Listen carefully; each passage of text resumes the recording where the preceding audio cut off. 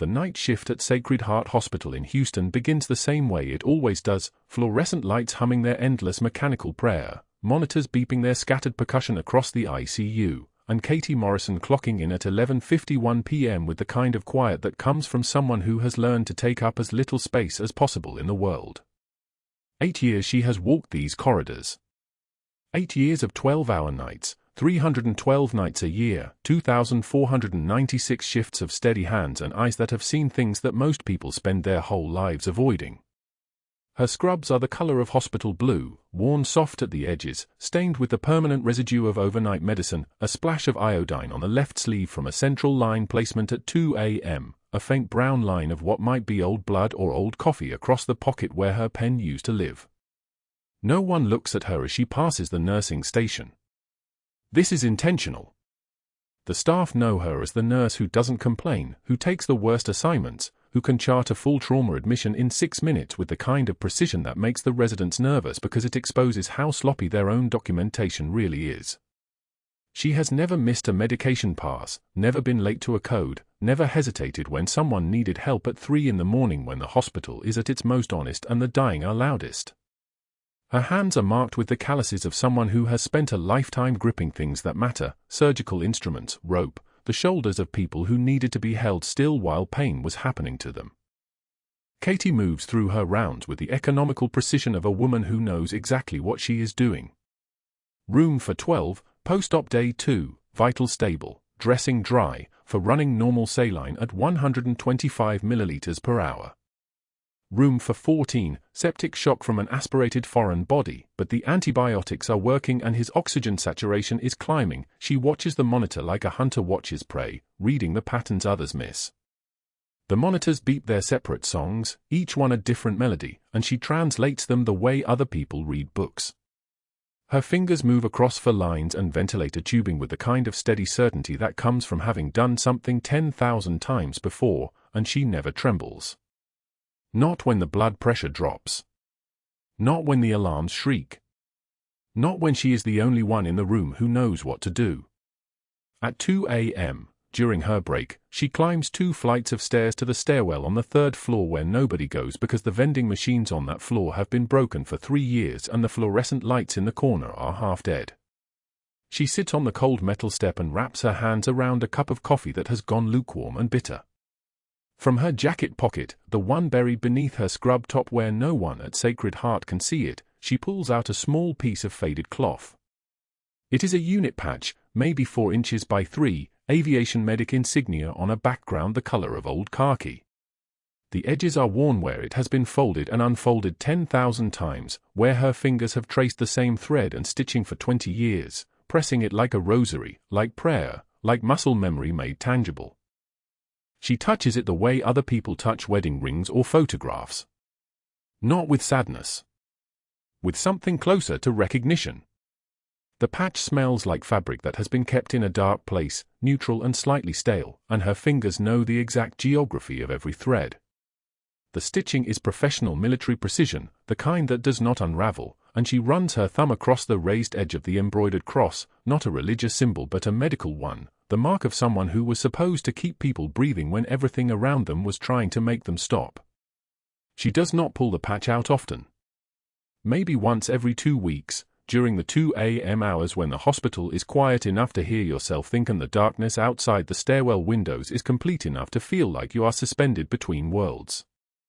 Her phone buzzes at 2:08 a.m.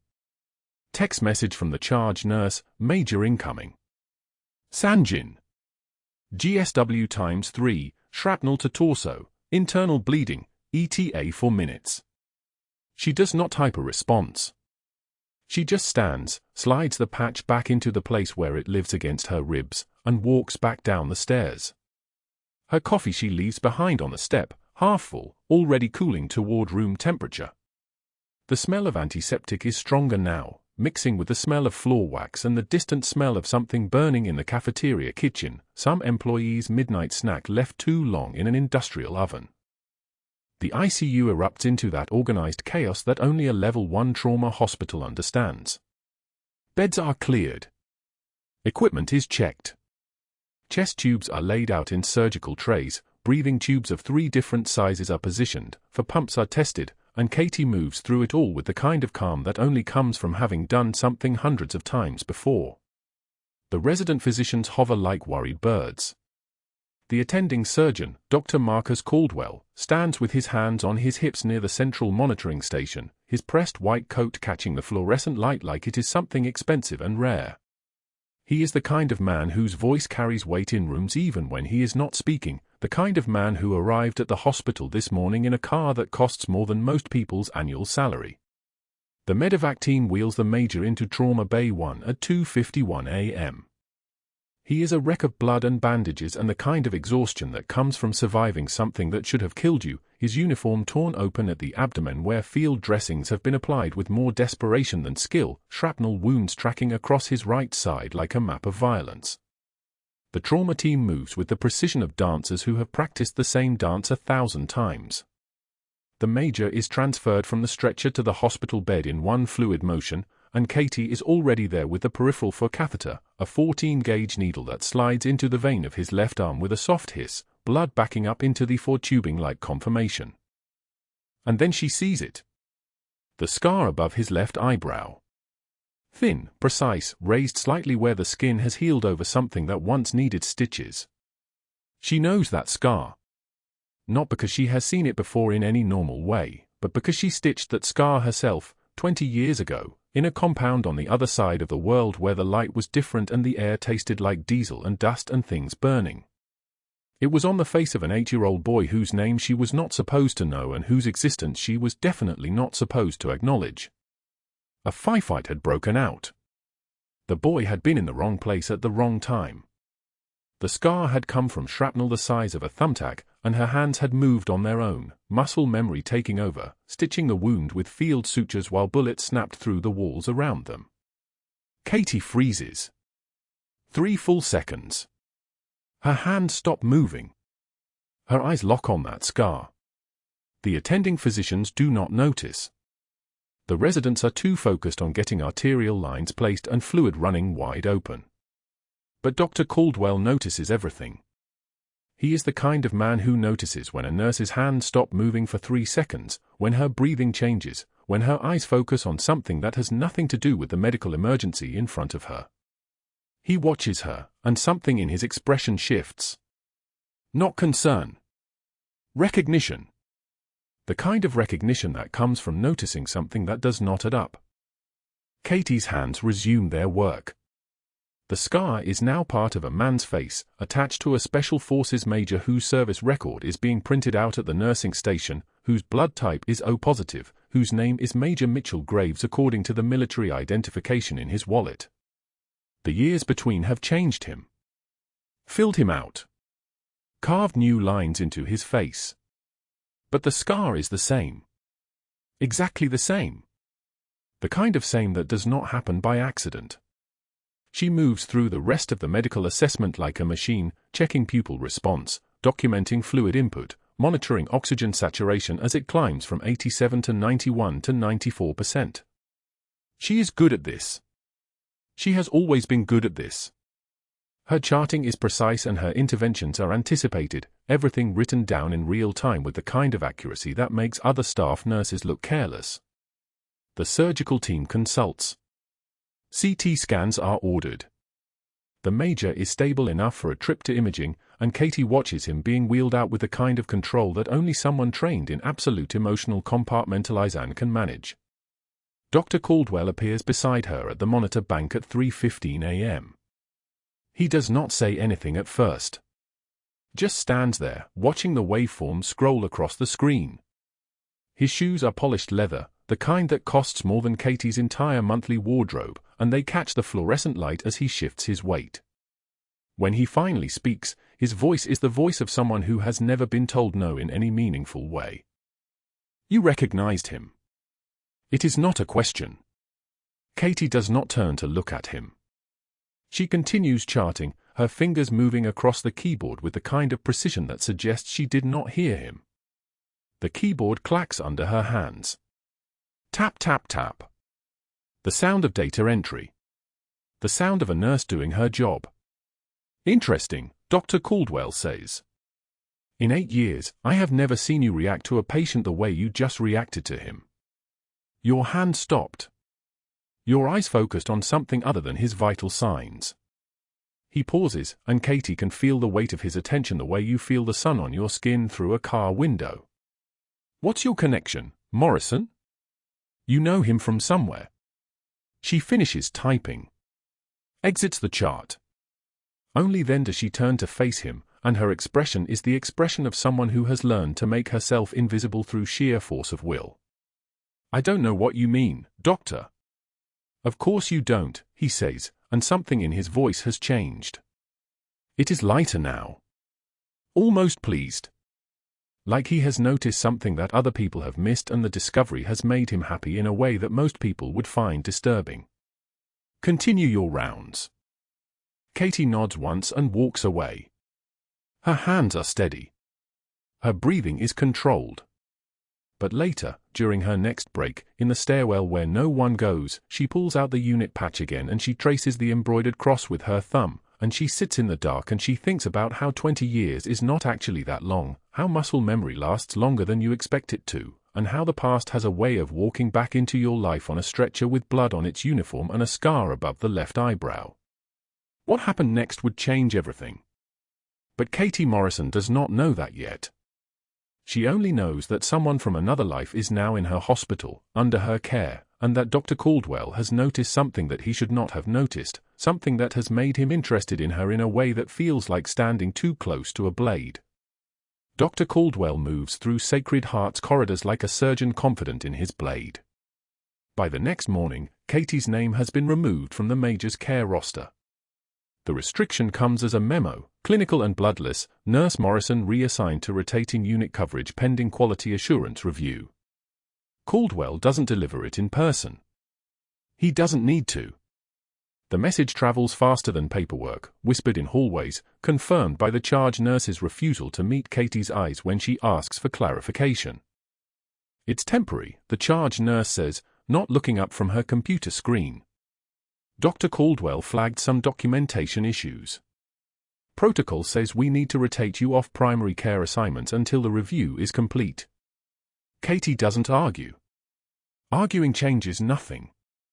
But her hands are steady when she nods, and her voice is level when she says, understood. She has learned that compliance is a weapon in its own right. It buys time. It keeps you in the building. What Caldwell doesn't understand yet is that Katie has already read the Major's original surgical file before he locked it down. She was pulling the charts at 2 a.m. when the shift was skeleton crew, cross-referencing the injury pattern against the wound assessment. There was a bleeder he missed. A missed bleeder in the left chest cavity, the kind that weeps slowly for 72 hours before it becomes catastrophic. The kind that kills you in your sleep unless someone catches it. She noticed the discrepancy in the hematocrit drop, 5 points lower than a simple laceration should cause, the decimal point screaming at her the way only numbers can scream. She noticed the imaging report he'd initialed but never documented, a sentence about possible secondary trauma not addressed in operative note. She noticed the way the blood loss didn't match the procedure duration, the mathematics of hemorrhage telling a story Caldwell's documentation tried to erase. By 8 a.m., Katie is assigned to the orthopedic wing where a 63-year-old woman needs her hip dressing changed. By noon, she's in the pediatric unit helping with flu protocol assessments.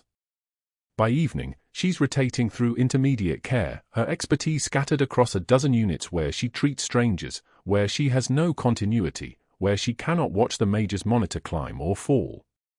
Caldwell has dismantled her access the way a surgeon dismantles a tumor, with precision and without drama. The humiliation arrives at 10 a.m. on her second day of rotation, when the charge nurse pulls her from the pediatric unit with a clipped message, Dr. Caldwell wants you in room for 12 for patient education. Family meeting. Katie doesn't recognize the room number as she walks. She doesn't make the connection until she sees the door, and then her entire body goes still because she knows that door. She's been watching through its window in the dark hours before dawn when no one else is awake. The Major's sister stands near the window. His father sits in the vinyl chair with the expression of a man holding vigil over his son's life. And the major lies in the hospital bed, still unconscious, still bleeding from something no one has named yet. Caldwell stands at the foot of the bed with a surgical folder held open like an indictment. "Nurse Morrison," he says, and his voice carries that particular tone of disappointment that makes the room's air pressure change. "The family has some questions about the quality of documentation you provided during the major's initial assessment. I thought it only fair that you explain your charting yourself." He doesn't raise his voice. That's the genius of it. He doesn't need to. His calm is louder than shouting. He holds up the first page, one of the fabricated records, invented errors, medication doses that never existed in any line. "Your vital signs notation here.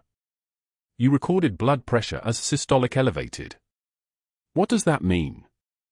"That's not a number, Nurse Morrison. That's not documentation. That's a guess."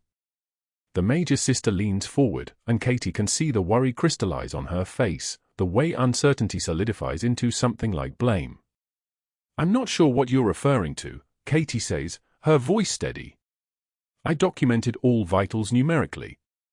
Caldwell smiles. It's a smile like a blade catching light. Perhaps night shift standards have made you complacent. Or perhaps you were simply negligent. Either way, when you write charting like a grocery list instead of following protocol, you endanger lives. This is a decorated officer. He deserves better than sloppy work. The pause on sloppy is deliberate. It hangs in the room like smoke. Katie's hands begin to tremble. Not from fear, from something else entirely, something that feels like rage compressed into small spaces, rage that has nowhere to go and no permission to emerge. She clasps her hands together and holds them still through sheer force of will. The trembling stops. "I documented everything per protocol," she says. "Did you?" Caldwell holds up another page, pointing to a line that doesn't exist. "Because this says otherwise. And the family deserves an explanation of why their son received less than standard care during his most critical hours." The major's father stands. He looks at Katie with the expression of a man who has already decided she is guilty, and Katie understands then that Caldwell has already spoken to him privately, has already poisoned the well with his surgical precision. She doesn't apologize. She won't give him that. But she also won't fight. She nods once, turns, and walks out of the room while Caldwell is still speaking. Her spine is straight. Her breathing is controlled. The rage stays locked in a box inside her chest where it belongs. The break room at 3 a.m. is a fluorescent-lit purgatory where the night shift comes to pretend they are still human. Katie enters with a mug of cold coffee and sits at the corner table near the window where the city lights blur into nothing. She doesn't think about room for 12. She doesn't think about the major's father's expression. She doesn't think about anything except the mug in her hand and the dark outside. Nurse Chen glances up from her phone. Respiratory therapist Rodriguez looks over from the refrigerator. Katie sees them register her presence, sees the moment they communicate without speaking, sees the way Chen stands and collects her things. Rodriguez follows. Then Vasquez. Then the student nurse who has only been on night shift for 2 weeks. Within 90 seconds, the break room is empty except for Katie and the hum of the vending machine, a sound like distant bees trapped inside plastic and wire. She sips her cold coffee. It tastes like copper and chlorine. She doesn't know if that's real or if her own body has started betraying her from the inside. By morning, the damage is written on the unit board in red marker, the letters thick and accusatory: Morrison, medication errors; 3, charting violations; 5, patient safety incident. The words are printed where every staff member will see them, where physicians will see them during rounds, where families waiting in the hallway will see them and know that this nurse is someone to distrust. Katie reads her professional execution while the morning shift moves past her like water around a stone. No one meets her eyes. No one offers explanation or defense. The red marker words hang in the air like an obituary for the person she has been pretending to be. Caldwell appears at her shoulder. He hasn't summoned her. He simply appears, the way a scalpel appears when you least expect it. She turns to look at him. takes one measured breath. The kind of breath you take before a mission, before you step out of the helicopter, before you do something from which there is no returning. A single tear escapes her left eye, not from sadness, not from fear, but from the sheer pressure of everything she's holding inside. She wipes it with the back of her hand without breaking eye contact. Her eyes are the color of a stormy Atlantic, and they are not the eyes of a defeated woman. "I've been court-martialed by better men than you, Doctor," she says, and her voice is steady as a metronome, steady as the pulse of someone who has survived things Caldwell cannot imagine. They had stars on their uniforms and authority carved into their bones. And they failed. So I'm not particularly threatened by you. She doesn't wait for his response. She turns and walks away with her spine straight, her shoulders level, her military posture so absolute that every person in the hallway feels it like a shockwave. The mask of the deferential night shift nurse has slipped. What remains underneath moves through the hospital like something that has already survived the worst the world could offer. What happens in the next 72 hours will change everything. But Katie doesn't know that yet. All she knows is that somewhere in room for 12, a man with a scar above his left eyebrow is bleeding from a wound no one has acknowledged, and she has just been systematically removed from any position to save him.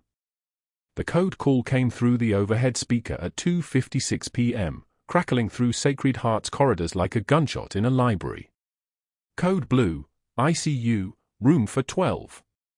Katie was 3 floors down in post-surgical recovery, folding a discharge instruction sheet for a gallbladder patient, when the words hit her spine. Room for 12. The Major's room. Her hands went still. The fluorescent lights hummed their mechanical dirge above her head as the ICU nurses would be running, crashing through the double doors with the crash cart, but Katie was not in that room. Katie was where Dr. Caldwell had ordered her to be, far enough away that she would hear the alarms but arrive too late to help. The attending physician on post-op, Dr. Reeves, didn't even look up from his chart. Routine. Just another code. Happened 17 times a week in a level 1 trauma center. Katie set down her paperwork and walked toward the stairs, her pace measured, her breathing controlled. She was still a nurse assigned to post-surgical recovery. Still following protocol. Still invisible. But her legs moved faster than protocol allowed. The stairwell door swung open and she climbed, taking the steps 2 at a time, the metal railing cold under her palm, her badge bouncing against her ribs with each stride. Muscle memory took over. Not the muscle memory of a nurse who had worked 8 years on night shift. The other muscle memory. The kind that lived in her bones from Kandahar, from the Black Ops extraction gone sideways, from the helicopters that landed and never took her home because officially Katie Morrison had died in that crash and been scattered across the Hindu Kush. She reached the ICU entrance and stopped. Breathing controlled. Composure locked down. Through the small circular window in the secure door, she could see the organized chaos of a code in progress. The resident, a young man named Chen who had been a kind presence on the unit before Caldwell had orchestrated his subtle withdrawal from any unit where Katie worked, stood frozen beside the crash cart, his hands trembling over the defibrillator pads. The charge nurse was calling out vitals, her voice tight with the pitch of someone who didn't understand what they were seeing. And there, in the doorway of room for 12, stood Dr. Caldwell. Not moving. Not ordering anyone. Just watching, his arms crossed, his expression the color of polished stone. Katie's hand moved to the badge reader. Then she hesitated. This was it. This was the moment Dr. Caldwell had engineered. Her removed access. Her assignment 3 floors away. Her name in red marker on the incident log, already tainted. If she entered that ICU now, it would be a direct violation of his explicit orders. It would be insubordination. It would be the final piece of evidence he needed to have her not just fired, but escorted from the building by security, her nursing license suspended pending investigation, her career, the one she had carved out in the shadow of a ghost identity, erased. Katie pulled her access badge from her pocket. The faded unit patch sewn inside her jacket lining pressed against her ribs, the stitching worn smooth from 20 years of carrying the weight of 43 names. 43 soldiers who had lived because she knew how to move a needle through tissue in the dark, because her hands had learned to read the body's language before language had been invented to describe what those hands could do. She swiped the badge against the reader. The lock disengaged with a soft click that sounded like a trigger being pulled. The ICU doors opened and the smell hit her first, the antiseptic underlayer that never quite masked the copper of blood, the sharp tang of emergency medications being drawn up, the thin chemical whisper of propofol hanging in the recycled air. The major lay in his hospital bed, his chest moving asymmetrically, the left side rising while the right side lagged behind. Classic presentation. Textbook. The kind of thing that killed people in operating rooms while surgeons stood around wondering what went wrong. Tension pneumothorax.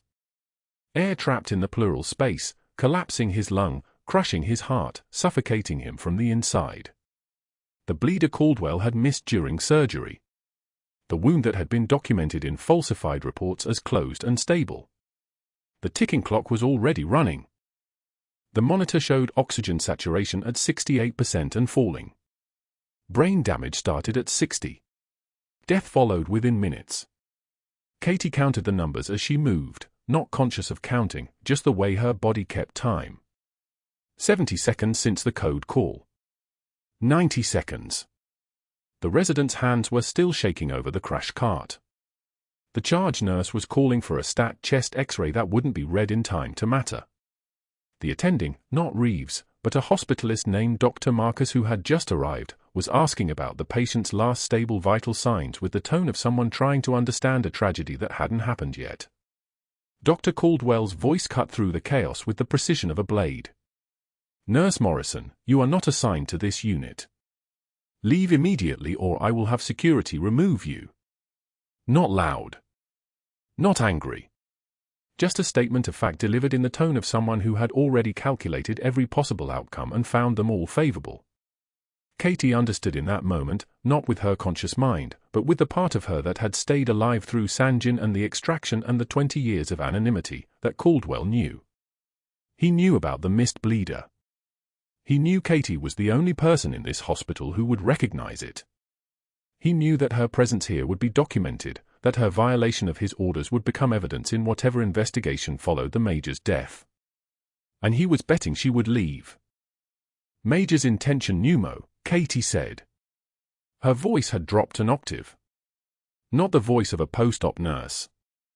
The voice of someone who had commanded a medical evac unit under fire.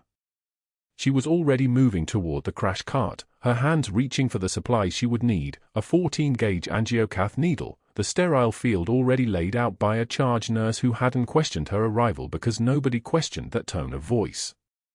He's got 4 minutes before we lose him. Maybe 6. Caldwell stepped into the doorway, his body blocking her path with the casual confidence of a man who had never been disobeyed. That is not a request, Morrison. You have 30 seconds to leave this unit before I call security. His eyes were the color of old money, the kind that bought lawyers and alibis and made inconvenient people disappear. Katie's hands found the needle. The Major's chest was exposed from the recent dressing change, the operative site was clear, but his left intercostal space at the second rib showed the subtle clinical sign that made her certain. The asymmetrical chest rise. The distended neck veins catching light like thin wires under his skin. The vital signs that had shifted from stable to catastrophic in the 37 seconds since she had arrived. She palpated the site, felt the tactile feedback through her fingertips that years of practice had taught her to read like a map. The second intercostal space, midclavicular line. Right over the pneumothorax. Step back, Katie said. Not to Caldwell. To Chen, the frozen resident. Her hand was already moving, the needle positioned, her breathing steady in a way that would have seemed impossible to anyone who didn't understand that fear was just information, was just data, was just another vital sign to be managed. The needle went in. Not hesitantly. Not with the precision of someone who was afraid of making a mistake. With the certainty of someone who had done this in dusty medical tents and helicopter medevac bays and places that didn't exist on any official map. The hiss of air. Escaping. Decompressing. The Major's chest suddenly, instantly easing as the tension released, as the collapsed lung re-inflated, as the needle did in 5 seconds what would have taken an emergency thoracotomy 10 minutes to accomplish. The monitor's oxygen saturation began to climb. 70, 75. 82. The cardiac rhythm steadied from the chaotic electrical storm of a heart being crushed back into something approaching normal rhythm. The Major's lips, which had been blue-gray, began to pink at the edges. Katie withdrew the needle and reached for the supplies to create the chest seal that would keep the air from returning, the improvised version she had learned years ago in places that didn't officially exist, using materials that wouldn't be found in any surgical textbook. The other residents and nurses in the ICU stood in the stunned silence of people who had just watched a man move from the edge of death back toward the possibility of life in less time than it took to draw a full breath. Dr. Caldwell's face had gone the color of old paper. His hand was still half raised, the gesture of his order still hanging in the air like something that had never actually been spoken. Katie didn't look at him. She was already moving through the next steps, securing the chest seal, checking the Major's peripheral pulses, ordering the stat chest X-ray with the kind of calm authority that made the residents move without hesitation. Get him to CT, full trauma protocol. Her voice was even. Professional. The voice of someone who had nothing left to lose because she had already calculated the cost of walking away and found it unacceptable. The Major's blood pressure was stable. His heart rate was dropping toward normal. His oxygen saturation held at 92%. But that wasn't the worst part for Dr. Caldwell. The worst part was the moment when the Major's eyes opened, when his hand reached out and grabbed Katie's wrist with the grip of a man who had just been pulled back from the edge, and he whispered her call sign, Valkyrie, like a prayer in a language only she understood. Like he recognized her? Like he had always known she would be the one to save him. And Dr. Caldwell, standing in the doorway, understood that he had just made the worst decision of his career. He had ordered a woman to walk away from a dying man, and she had refused. And now that man was alive, and awake, and would remember every detail of who had saved him and who had stood by and watched him die. The dressing change was routine. That was what would haunt Caldwell later, the ordinariness of the moment before everything collapsed. The Major's chest tube had been draining clear for 36 hours, vital stable, color returning to a face that had looked like death 2 days prior. Katie was there because she was always there, the night shift nurse who moved through Sacred Heart like she owned the place, who knew every corner and every shadow, who had steady hands and eyes that had seen things that made hospital crises look like paper cuts. The resident, fresh from a rotation that taught him theory but not instinct, was changing the dressing when the Major's oxygen saturation dropped. Just a number on a monitor first. 94. 92. The kind of dip that happens in half a second and means something is very wrong. The resident froze. People do that when they haven't learned yet that the first second after something goes wrong is the only second that matters. Katie moved before the oxygen hit 90. She didn't ask permission. Didn't wait for orders or clearance or Caldwell's approval, which she knew he would never give. She shoved past the resident, her shoulder caught the resident's chest as she moved, a gesture that was all muscle memory from another life, from a time when hesitation cost lives in ways that mattered more than a career ever could. The resident stumbled backward. The monitor's alarm screamed its mechanical panic into the ICU's careful morning silence. Second intercostal space, midclavicular line, now, Katie barked at the frozen resident, her voice dropping an octave, shedding the deferential tone she'd worn like armor. It wasn't a request. It was a command. The kind of voice that made people move without understanding why they were moving, and the resident understood suddenly that the quiet floor nurse was issuing orders the way soldiers do. She sprinted to her locker, the same locker where she kept things that didn't belong in a hospital, equipment from a life that wasn't supposed to exist anymore. Her hands found the MRE package in the darkness of the locker's corner. Military meals ready to eat. She'd kept the package in its original wrapper since her first week at Sacred Heart, tucked beside her spare scrubs and a phone number she'd never called. The MRE packaging was military standard, airtight seal, the kind of material that could seal a sucking chest wound when nothing else was available, because field medicine teaches you that the best equipment is what you can find in the 30 seconds before someone dies. She returned to the bed in 12 seconds. The resident had his hands on the major's chest, trembling, paralyzed by the clinical knowledge that something was deeply wrong and by the absence of any idea how to fix it. The major's oxygen saturation was 68 now. 70. The numbers weren't climbing. They were drowning. Katie tore the MRE packaging into a square, muscle memory conducted by hands that had done this in Kandahar under fire, teaching a field medic how to improvise when the helicopters couldn't land, when the triage tent was 20 minutes away and a soldier had a hole in his chest you could see through. 15 seconds to create the seal. She had practiced this on mannequins in the hospital basement during her breaks, telling no one, keeping the skill sharp against a day she knew would come but prayed wouldn't. She secured it with tape from her pocket, medical tape, always kept in the pockets of her scrubs like a soldier keeps ammunition. Needle decompression, she said to the resident. Not a question. Not a discussion. Her voice like a tank idling in a garage, all contained power, all lethal certainty. Get me a 14-gauge angiocath. The resident had the needle in her hand before she finished speaking. She felt the texture of his fear, the way his fingers shook handing her the instrument. She didn't shake. Her hands were steady as a surgical laser. She angled the catheter, the needle going in at the proper angle, through skin and muscle and down to the pneumothorax that was collapsing the major's lung like a fist closing, like the world contracting around a void. The hiss of air escaping. That sound. Every trauma nurse heard it differently, but Katie heard it like a bell ringing to mark survival. The rush of pressurized air escaping through the needle was the sound of physics correcting itself, of pressure equalizing, of time stopping its march toward death and stepping backward by 4 minutes. The oxygen saturation climbed. 75. 80. 88. 90. The alarm changed its screen from danger to recovery, from red alert to steady climb. The major's color returned, not the gray of shock, but the flush of living tissue getting oxygen, getting a chance to continue being alive. Katie's hands moved through the procedure as if muscle memory was conducting a symphony, each movement a note in a composition she'd performed so many times in places that no longer officially existed that her body knew the dance better than her mind could explain it. Get him to surgery, Katie commanded to no one in particular, to everyone, to the resident who was now staring at her with something that looked like wonder or fear or both. Tell them tension pneumothorax, missed bleeder on initial assessment. They'll find it in OR. He's got 4 minutes of breathing room. Don't waste it. The resident moved. People did, when Katie issued orders.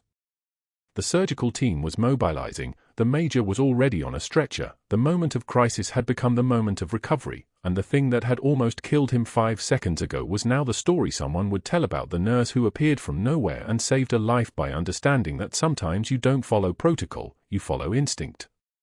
Katie was peeling off her gloves when Caldwell appeared in the hallway. He didn't scream. That was what made it worse, the absence of any visible anger, any emotional display. He looked composed, almost thoughtful, as if he'd just solved an equation that had been bothering him. He pulled his phone from his coat pocket with the calm of a man about to use a weapon, and Katie understood in that moment that she'd given him exactly what he needed. She'd given him her own termination in writing, documented and witnessed. She'd violated his direct orders in front of the resident, the major, probably 3 nurses who'd been charting at the station when the alarm went off. She'd performed a procedure outside her scope, made him look incompetent by saving a life he'd already mentally written off. The first call was brief. Katie could hear his voice from the hallway, low, measured, the tone of a man conducting business. I need you to pull a license review. Katie Morrison, nursing license, RN. Expedited. 8 months forward. A pause. Yes, I understand the standard timeline. I'm requesting an exception. No, I'll wait. Another pause. Thank you. Send the notification to Sacred Heart Administration. He hung up like he was ordering coffee. The second call was administrative. Katie recognized the tone, the practiced deference of someone speaking to power. This is Dr. Caldwell at Sacred Heart, Houston. I need to initiate immediate termination proceedings for nursing staff. Katie Morrison, Badge number 4721, employed 8 years, ICU night shift. He listened for a moment. Insubordination. Patient endangerment. Practicing outside scope of licensure. She performed a medical intervention after I explicitly ordered her to stand down. I have a resident who can verify. Another pause. Yes, I'll have documentation ready. Effective immediately, I want her access revoked. He hung up. The phone looked like a surgical instrument in his hand. The third call was to security. This one was the quickest. Send 2 officers to the ICU. Escort Nurse Morrison from the premises. She's terminated, and I don't want complications. Yes, now. Bring her badge. He ended the call and turned to look at Katie with eyes that held no rage, no emotion, just the clinical assessment of a man watching a problem resolve itself. 2 security officers arrived in the ICU before the major reached the operating room. Katie saw them coming from across the station, the institutional gait of men in uniform, the way they moved like they owned the space, the way people stepped aside for them without being told. She'd moved like that once, in places that didn't exist anymore, in a capacity that had been officially erased, in a life that had died in a helicopter crash that never happened. Nurse Morrison. The officer's voice was neutral, professional, the tone of someone reading a script. Dr. Caldwell has requested your immediate removal from the premises. Your employment is terminated effective immediately. You need to gather your personal belongings and exit the hospital. Katie nodded. She didn't argue. She didn't speak. She removed her badge from her neck, the laminated rectangle that had been her identity here, her permission slip to exist in these corridors, her daily reminder that she was just a nurse, just a woman who held people's lives together in the darkness and asked nothing in return but a paycheck and the ability to help. She set it on the nurse's station counter with the same care she used setting down surgical instruments. It made a soft clicking sound against the desk. One of the officers watched her hands, looking for trouble, finding only the tremor that wasn't fear but restraint, the discipline of not saying any of the things burning behind her teeth. She walked to the locker and removed her personal items, a cardigan, her phone, a photograph of the major as she'd found him 2 days ago, unconscious and bleeding. She placed them in a bag. The officer waited. His partner watched the hallway. Katie understood the logistics of her own erasure, understood that Caldwell had orchestrated this with the precision of someone who knew exactly how to use institutions against the people they were supposed to protect. The elevator doors closed on her and the 2 officers, and the last thing Katie saw was the ICU she'd worked in for 8 years, the patient she'd nursed back from death's door, the colleagues who would probably receive a memo tomorrow about her termination, probably hear some version of Caldwell's narrative about a nurse who'd endangered a patient and violated direct orders. She was being erased again, and this time she'd done it to herself. But that wasn't what happened next. The doors of that elevator had barely closed when the major's surgery team rushed him toward the operating room, and when they opened his chest 3 minutes later, they found exactly what Katie's hands had already found, the bleeder that had been slowly filling his chest cavity with blood, the pneumothorax that had been collapsing his lung like a fist. Without Katie's intervention, without the needle that had bought him for minutes of oxygen, without the improvised seal that had kept him breathing, the first incision would have revealed a man already dead. The surgical team closed around the bleeder, and the major lived because a nurse in Houston had remembered a skill from Kandahar, remembered a technique she'd taught to field medics under fire, remembered that sometimes the best medicine wasn't in the protocols or the policies, it was in the hands of someone willing to burn everything to keep another human breathing. 72 hours later, Katie sat in her apartment, staring at the wall, her badge on the table beside her. She'd returned to the hospital at 2 in the morning, used her access card one last time to enter through the employee entrance, walked down to the laundry room where the night shift orderlies were running the final cycle of the evening. She'd folded her scrubs with the same precision she once used to fold a flag, each crease exact, each layer aligned, the muscle memory of military discipline applied to the fabric of her former life. The bleach smell stung her eyes, but she didn't cry. Instead, she placed her badge on top of the stack and left it there, a farewell gift to the woman she'd pretended to be. The dawn that broke over Sacred Heart 72 hours later came with a sound that changed everything. The rotor wash announced the arrival before anyone saw the aircraft. Whump whump whump. The percussion of a Black Hawk helicopter landing on the helipad, the sound of military machinery intruding on the careful civilian morning of a hospital that had no idea what was about to walk through its doors. 2 operators in full tactical kit strode through the ICU entrance like they owned the space. Their boots hammered against the tile floor, 1, 2, 3, 4, a rhythm that was all combat certainty, all military purpose. They didn't check in at the nurse's station. They didn't ask politely or wait for authorization. They moved to the center of the unit with the confidence of men who answered to a chain of command that outranked everyone in the building. "We're looking for Major Morrison," the lead operator announced. His voice carried to every corner of the ICU. "Call sign Valkyrie." "Where is she?" The charge nurse's mouth opened and closed like a fish pulled from water. "There's no, I don't think." "That nurse is a major," a raw voice called from the recovery room, and the Special Forces major, the one Katie had saved, the one Caldwell had almost let die, pulled himself upright despite the chest tube still draining into its collection canister, despite the 4 lines and the monitors and the medical apparatus that should have kept him horizontal for another week.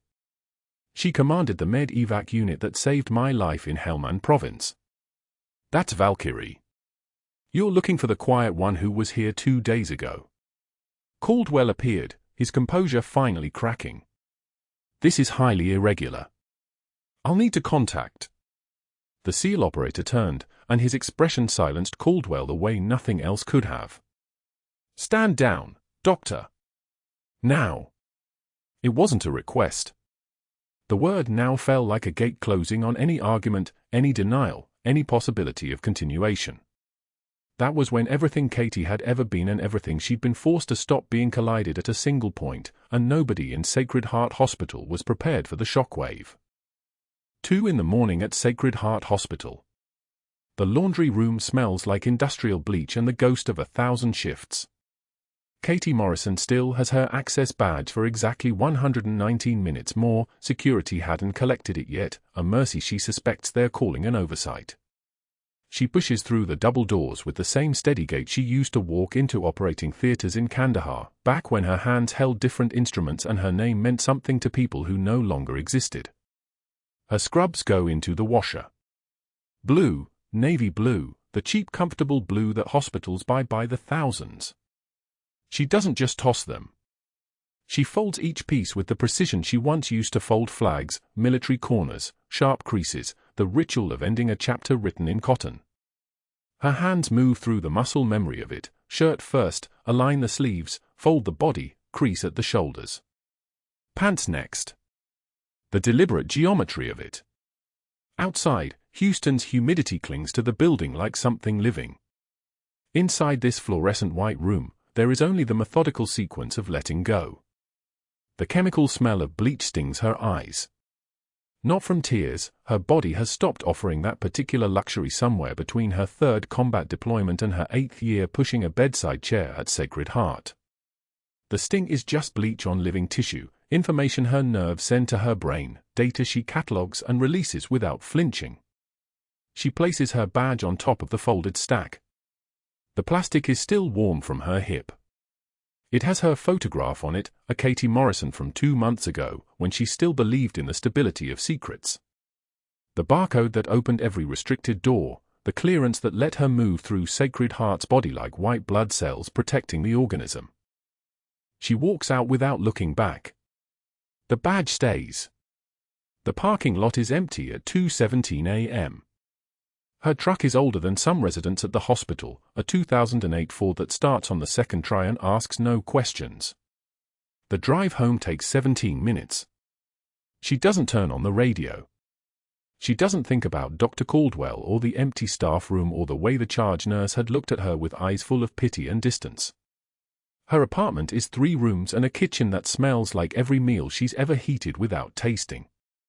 She lies on the bed without changing clothes and watches the ceiling acknowledge the arrival of dawn through the gaps in the blinds. At 6:36 a.m., her phone doesn't ring. At 7:30, it still hasn't. But it will. Not hers, she understands the architecture of this now. Not yet. The rotor wash comes first. Distant, then not distant. Then everywhere, shaking the palm trees in the hospital courtyard like they're being interrogated. Katie hears it from her apartment 3 miles away and understands immediately what it means. Black Hawk. The sound signature is unmistakable, the rhythm of military aircraft, the purposeful thunder that moves through your rib cage like a second heartbeat. She doesn't move. She doesn't call anyone. She waits. By 8:14 a.m., the entire hospital staff is moving through Sacred Heart's corridors in a specific kind of chaos that only security breaches generate. 2 men in civilian clothes but carrying themselves with the unmistakable geometry of apex predators stride directly past the reception desk, past the security guard, into the ICU. One of them has a scar that matches his jawline.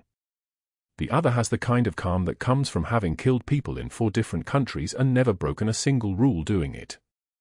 "We're looking for Major Morrison," the first one says. His voice is like a tank idling in a garage, massive, controlled, dangerous in its quietness. "Call sign Valkyrie." The ICU charge nurse blinks. She looks at the register. She looks back at them. "We don't have a Major Morrison. We have a nurse named Katie Morrison, but she was terminated yesterday." "She's where?" The second operator doesn't raise his voice. Doesn't need to. They find the major in bed 7, chest tube still draining, but awake. Conscious. His eyes move in his head like something trying to come back online after a systems crash. When he sees them, his whole body shifts.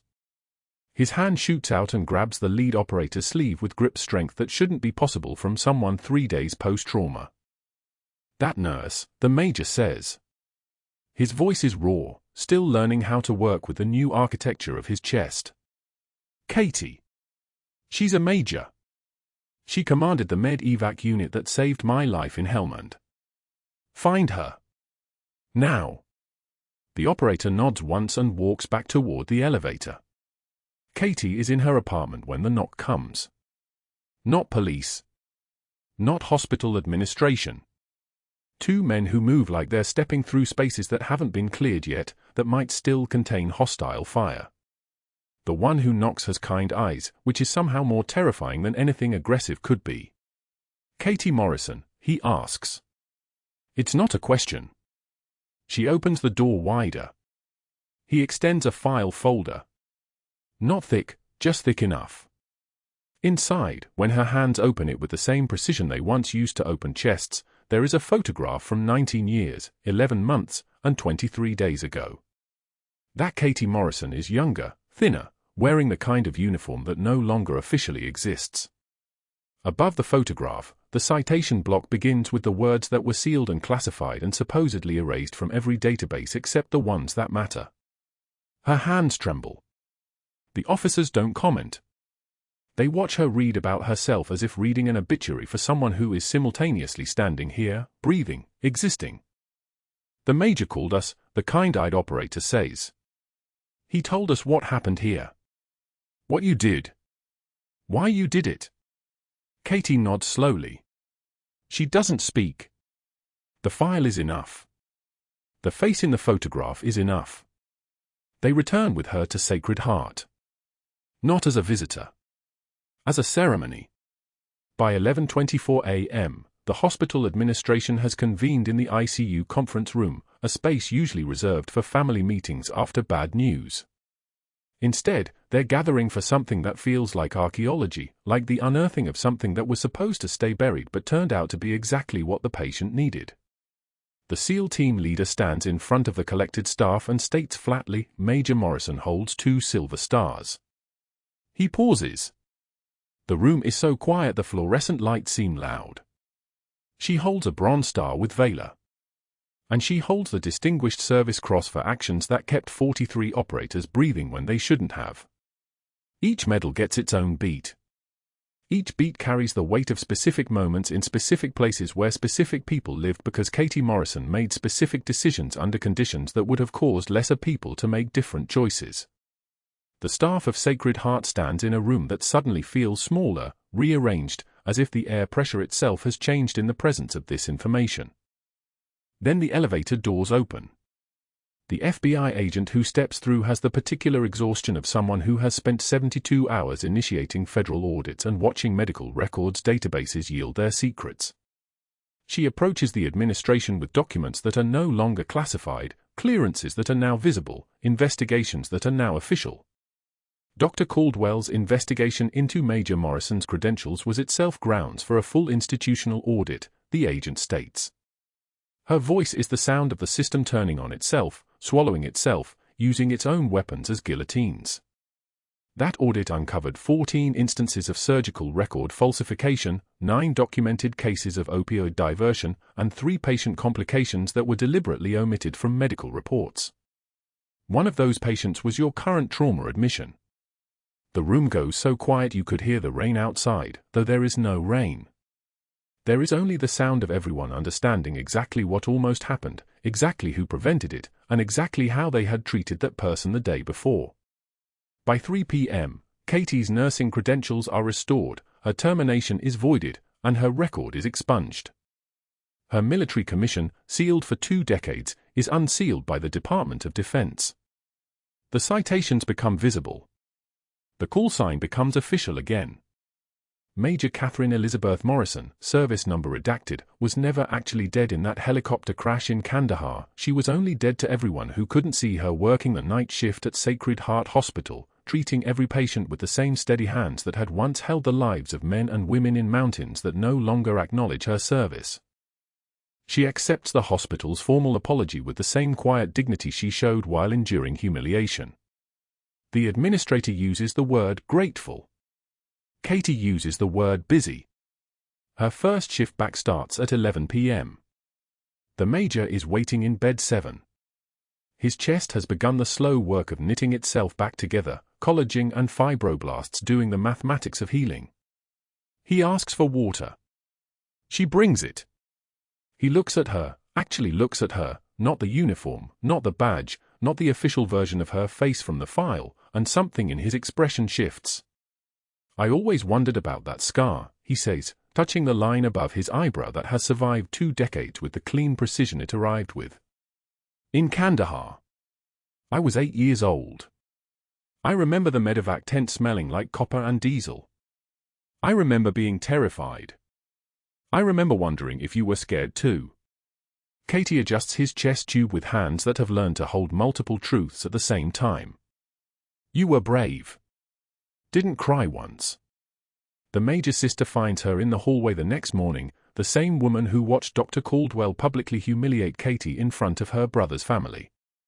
The sister's eyes are different now, reconstructed by new information, reorganized by the weight of what she didn't know. I didn't know, the sister says. It's the only thing worth saying. Katie nods once. You weren't supposed to. 6 months later, Katie walks past a strip mall on her way to the pharmacy. Through the window of a business storefront, she sees Dr. Caldwell. He's wearing a polo shirt with an insurance company logo. He's sitting at a folding table beside a tax preparation franchise, explaining supplemental coverage options to a customer who looks distracted by their phone. His medical degree is not framed anywhere visible. When he glances up and sees Katie in her scrubs with her hospital badge visible, his eyes drop immediately back to his paperwork. He doesn't look up again. She doesn't slow down. He's already received all the acknowledgement he deserves. Katie's office at Sacred Heart now displays her restored military commission certificate beside her nursing credentials. The faded unit patch, the one she's carried sewn inside her jacket lining for 2 decades, is now professionally framed on the wall next to them. Young residents rotate through her trauma training sessions, learning battlefield medicine from someone who wrote the manual, though they don't know it yet. That night, her phone buzzes with a Sunday photo she's come to expect, the major running an obstacle course with his 2 kids, chest healed, scar tissue barely visible in the morning sun. The text reads, Valkyrie, my son asked if he could be a medic when he grows up. I told him only if he's half as brave as you. She doesn't respond. She just saves the photo in the folder where she keeps the other 52. Katie Morrison still works night shift at Sacred Heart in Houston. Still has steady hands and eyes that have seen too much. But now when she walks the illuminated corridors past beeping monitors and the whisper of ventilators, the staff know exactly who moves among them. They understand that the quiet person in the break room has kept 43 people alive. That rank matters. That honor is measurable. That the courage to act when action is ordered to stop is the rarest commodity in any institution. Heroes walk among us. Sometimes in scrubs, saving lives in the dark. If this story moved you, subscribe and hit that notification bell so you never miss an episode. Drop a comment. What would you have done in Katie's position? Would you have saved him? Share this with someone who needs to know that quiet strength outlasts every weapon.